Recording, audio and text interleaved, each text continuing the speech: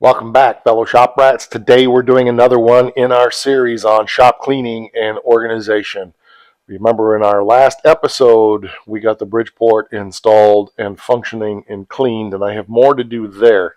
But it was one whale of a weekend and then one whale of a week, and this place is a disaster. So I've got a job of work to get things back in shape. It's like having a big party and then the next morning you wake up and realize, oh man, I got to clean this place up now. It's a disaster. So that's what we're after. So let's get into what we have to do, and then we'll talk about our philosophizing and other stuff that needs to be done. I'm Mike, and you're watching My Car Shop. So what I'm going to do is just start right here and work my way around a little bit and talk about what's here and why it's here and so forth. So I picked this up at the restore lately. I wanted it for its bolt bin capability or whatever. It's full of stuff. I need to deal with that. The lathe area is not too bad, but there's some stuff that needs to be dealt with there. The mill area is not too bad, except for the fact that I have tools out here because at 2 o'clock the other morning, I was out here fixing one of my generators. We were without power for about 30 hours. And I have 3 generators. We have three refrigerators and 2 freezers, and I had to keep 2 generators running at all times. I actually virtually blew 2 generators up. It was so hot. But we got through it and we got power back and everything's good. But I had these out here and all these tools out here for fixing generators. I have parts here from the new crew cab truck. I have parts here for the Cincinnati lathe that need to be dealt with. There's stuff on the Cincinnati lathe I'm not too worried about. You get over there, and we have the punching bag, which I need to relocate. I got some ideas about that, where we're going to end up putting that. My stove for baking parts needs to be relocated somewhere. I'm not sure where I'm going to put that yet. My sandblasting cabinet as well. I have the door dolly jack thing I need to relocate. I'm still not done with my Acorn grill. I have all of these parts for the exhaust fan for the welding area. Vacuums, parts off the mill. Over there we have all the electrical stuff from when Chris was building the power cabinet for the mill. I have the wood lathe over here that I need to deal with and get put away and get that together at some point. Extra materials, broken windshield out of the Oakland, broken down lawnmower I gotta fix. Welding area is actually not too bad, but that's because Ray was here welding on a project and we got that cleaned up. Oh yeah, I got a gas grill regulator over there that for my Blackstone grill I was wearing. It's just everything has just been chaos. Oh yeah, and back there I have a carburetor off the Slant 6 that off of a Sassy that's torn apart because it's shot and I had to tear it apart to see if I could fix it and I couldn't, so I took the one off of the Golden Mullet so I could drive Sassy around the yard because I need to be able to move that car. I don't know about you, but just talking about exhausted me. So that's going to do it for this one. We will catch up. I'm kidding. Okay, so how do you even begin to tackle this? This is a little different take on shop organization. First thing we're going to do is go around and look at the trash, but I don't think there's much trash. There's a bunch of problems here that I want to address in today's episode. We always start out our shop cleaning and organization by dealing with the trash and dealing with the simple stuff. Now, in just taking a gander around here, I really don't see much trash. I don't see a lot of simple stuff. But let's break it down into that first. So as I'm looking around, there's a rag or 2 on the floor. That's about it. So what are the simplest things to deal with? Well, we can help figure that out by looking at what are the hardest things to deal with, like dealing with the punching bag. I got to cogitate on that one for a little while. Where's the punching bag? Right there. So something that I look at that's simple. Okay, the vacuum can be put back. That does have a place and it's not in its place. So we can do that. Another thing that Chris and I were talking about is I really need to have a vacuum out here that's stationed between the lathes and the mill so that I can use it for sucking up chips. I have a DeWalt over in the other garage, but I think I have a little small 5-gallon can type vacuum upstairs. We'll have to look and see if that would be perfect because we could just tuck that away or hang it on the wall. But anyway, that's neither here nor there. So let's deal with that. The other simple thing that I'm seeing here is stuff that I know I'm not going to deal with right now. Probably just needs to be put upstairs, like that stove pipe right there and the box with the exhaust fan and some elbows. And over there is the spark arrestor for the welding helmet, hood, wherever that is right there. So let's let's deal with that, and then we'll come back and take another evaluation. All right, big progress. So, trash can is moved, water bucket was empty, vacuum is put away, rags are thrown in the trash. Oops, I missed one. Ooh, that stand needs to be dealt with. We'll deal with that in a bit. Um, There was other stuff in here that I dealt with. I can't remember what it was. Gas cans, stuff like that. Oh, all the stovepipes and the box and the connectors and the fan motor and all that stuff is over there in the queue to go upstairs. Someday there's a whole bunch of other stuff to go upstairs over there. So I need to make an evaluation. So the lights and the safety guard off of the mill. I know I'm not going to put that back on the mill, but one of the light brackets isn't in great shape, so I may use that. So I'm going to take that stuff there and just put it over on the lathe for now because that project is on hold, and we'll get to that down the road a ways.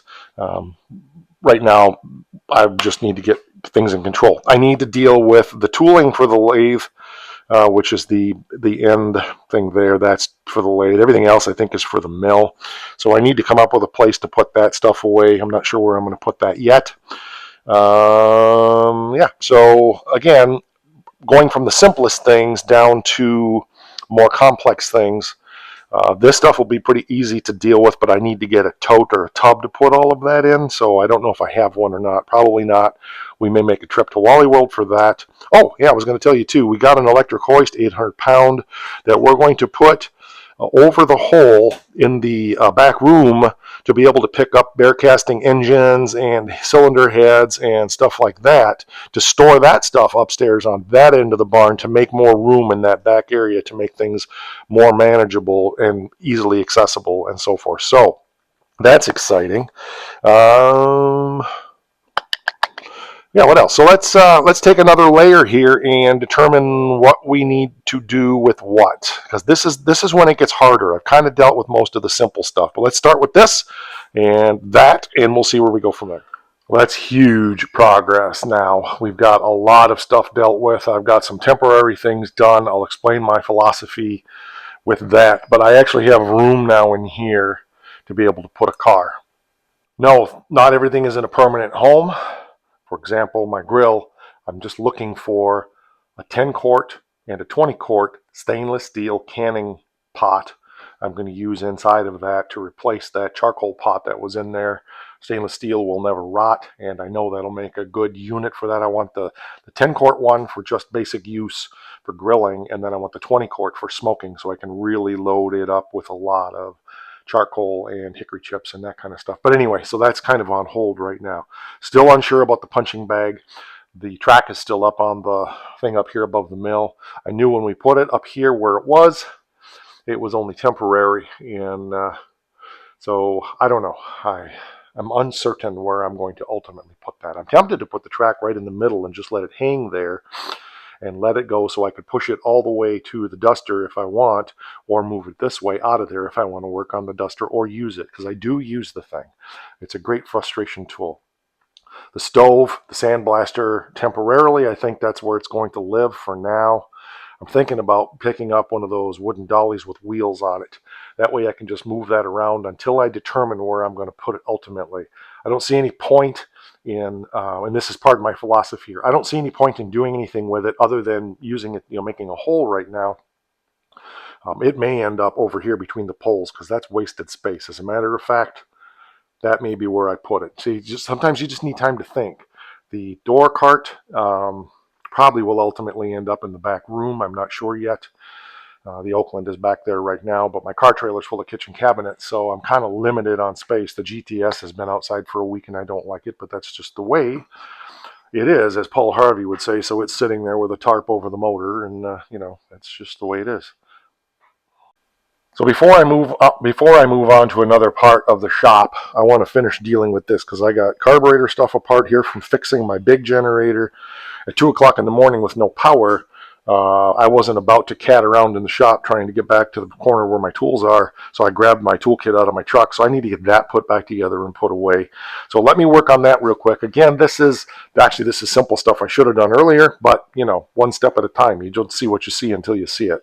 And part of it is, I wanted to talk about this too. Notice flat surfaces. I don't know if you're this way or not, but flat surfaces, I hate them because they accumulate crap. Boom, flat surfaces, right? Boom, flat surfaces. Everywhere in the shop, there's a flat surface. Seems like it ends up collecting crap that I don't know what to do with. Or Becky will bring something out from the house that I had in the house and just set it on a flat surface out here for me to deal with. And of course, you know how well that goes for me. So, it's something I struggle with, and I used to have a workbench right here that would fold down. So when I used it, I picked it up and used it, and when I was done, I fold it back down so stuff wouldn't get set on it. But we've changed direction so many times in the shop now that that's thing long gone in the past. All right, let's deal with this, and we'll be right back. And there we go, another few minutes dealing with some simple stuff. That was good. Got more things squirreled away now. So that's the philosophy. Just like we work little bites on projects, we also work little bites on shop organization, shop cleanup, shop reorganization, stuff like that. It makes all the difference in the world. Once for one thing, once you get started, it gains energy. So when I started this morning, I didn't feel like doing anything. I mean, just no motivation at all to do anything. And I've got to get those cars in here again. I can't keep them outside. I can't put them in the car trailer. I don't like the Oakland being in the back room where it is. But you do what you got to do because of bringing this stuff home and everything else that's happened. So I feel pretty good about this area. One little apostrophe that I had, realized that I can keep that door cart in the shop and just put a trash can on it and use it to wheel the trash can around the shop as I need. So it's dual purpose. So thanks, John. I'm going to use the heck out of that for doors, but in the meantime, it will have a function beyond just being stored. So that's a winner chicken dinner as far as I'm concerned. I also like the baking oven there. We haven't done any powder coating yet, but I do have a powder coating machine, and we'll be able to bake parts in there. We can paint and bake parts. We haven't dropped a 220 line over here for that yet because we're going to rewire this whole barn. I have a whole bunch of drops of 110 to put on the poles that I picked up.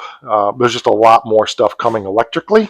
But this, I think, may be its permanent home because it doesn't inhibit me from working on the Forsyth. And I don't have to roll it around, although I still may put it on wheels. So if I need to move it out of the way, I can. But that's a winner chicken dinner there also. So I like that. So that's part of how this works. You start moving things around and you get ideas about, hey, you know what? That I hadn't thought of that. Like this trash can. Man, that was just like a brilliant, that was almost divine. Like, oh yeah, cool. I can, rather than storing that in the back, I can utilize it here in the shop.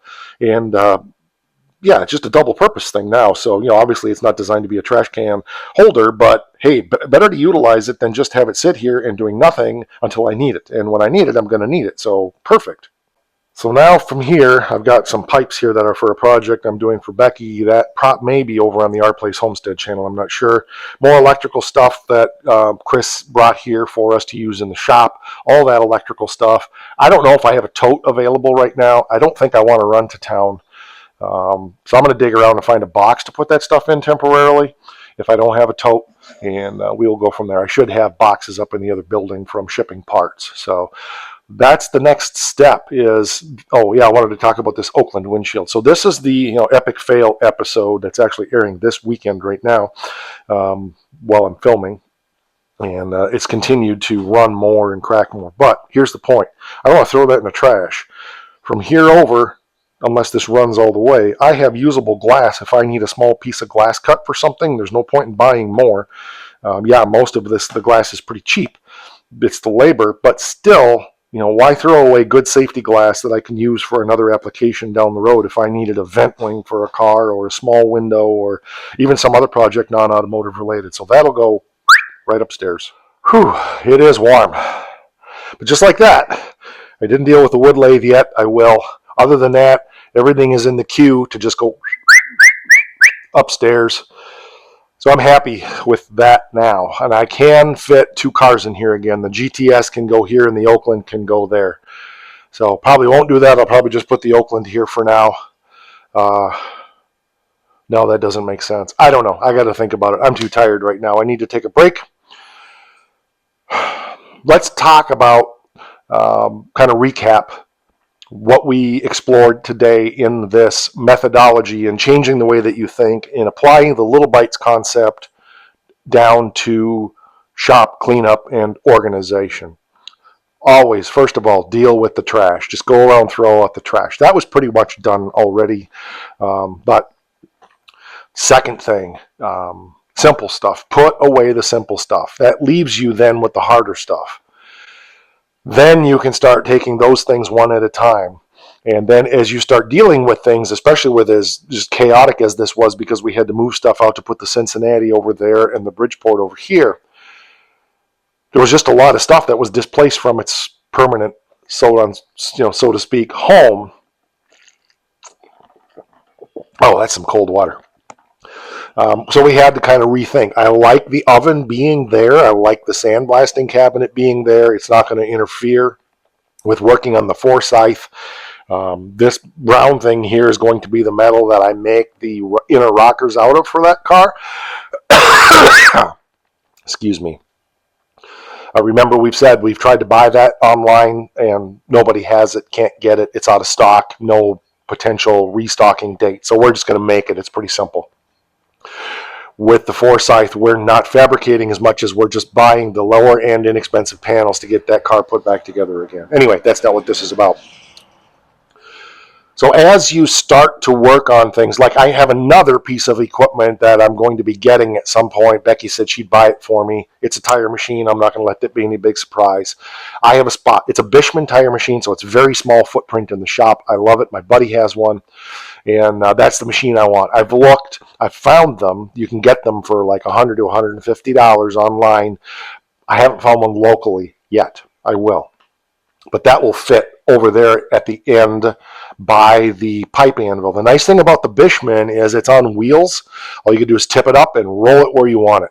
And it's small. Like I said, its footprint is literally like 3 foot by 3 foot. So I've kind of had that spot in mind for that.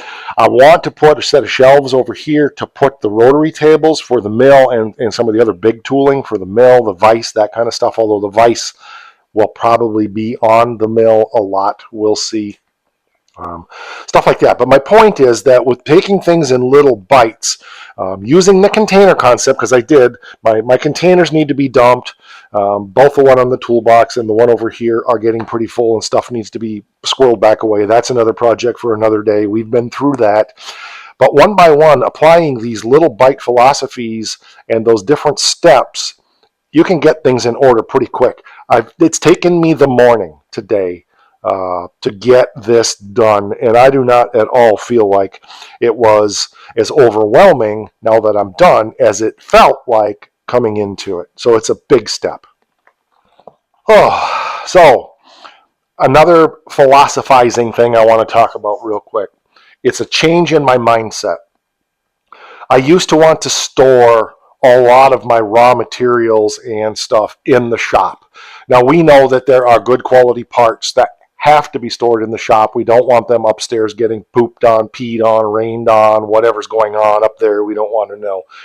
That'll change when we build the storeroom. We have all the rafters for the storeroom up there. We have most of the stud walls, 2x4s for the stud walls. We have most of the sheeting for the roof that's going to go over that.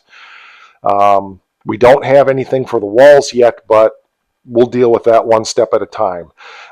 So we're slowly gathering stuff. Maybe by this fall, we'll be ready to build that room.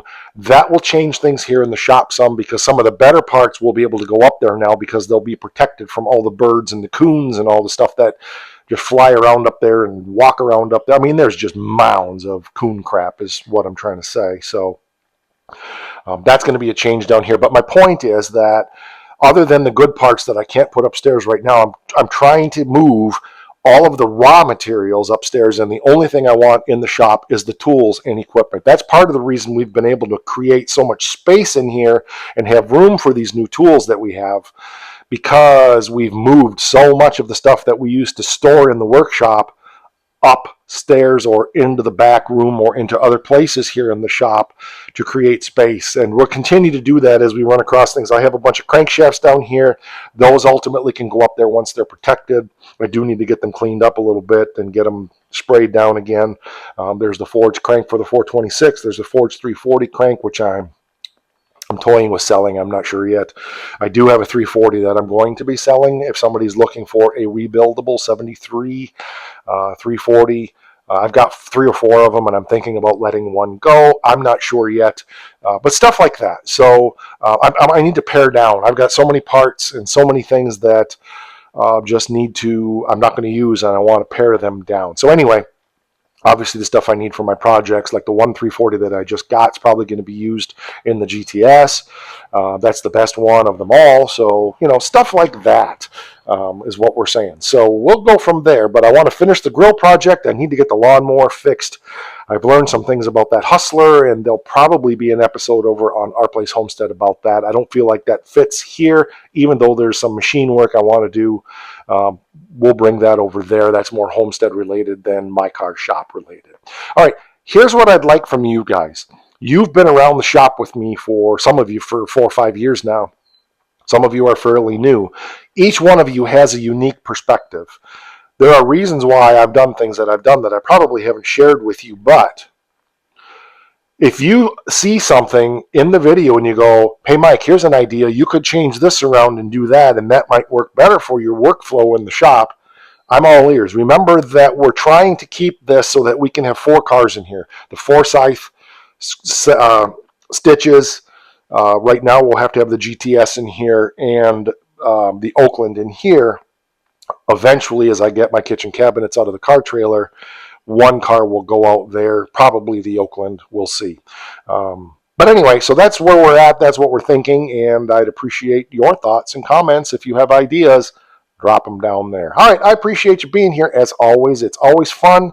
It's one of those things that this is so practical and so important for everybody. It doesn't always make for the funnest video, but I think it's important video because it can let you look at your workspace differently and maybe change your mindset so that you can be recognizing your own organizational style and applying it. You don't have to do it my way. You've got to find the way that works for you. And not just what works for you in the short term, but the way that you can maintain. I've been doing this new way of organizing my shop now for over a year, and I'm telling you, for me and my thinking and my organizational style, this works. All right, we'll catch you on the next one. Wow!